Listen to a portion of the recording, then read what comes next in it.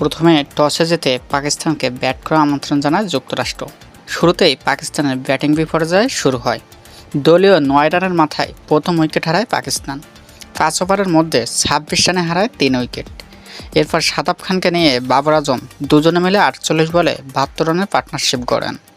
বাবর আজম ৪৪ ও শাদাবের ৪০ run ভর করে নির্ধারিত ২০ ওভার শেষে ১৫৯ রান তুলতে সক্ষম হয় পাকিস্তান। জবাবে আমেরিকা ব্যাট করতে নেমে ৩ উইকেট হারিয়ে ১৫৯ রান করে ম্যাচ ড্র করেন। এরপর শুরু হয় সুপার ওভার। প্রথমে আমেরিকা ব্যাট করতে নেমে স্কোরবোর্ডে ১৮ রান করে ১৯ রানের লক্ষ্যমাত্রা তাড়া করতে নেমে তৃতীয় বলে ইফতেখার উইকেট হারায়। সুপার ওভার শেষে ১ উইকেট হারিয়ে পাকিস্তান ১৩ রান করেন, আর তাতে ৬ রানের জয় পায় যুক্তরাষ্ট্র। নিজেদের টানা ২ ম্যাচ জয়লাভ করে ৪ পয়েন্ট নিয়ে পয়েন্ট টেবিলের শীর্ষে যুক্তরাষ্ট্র।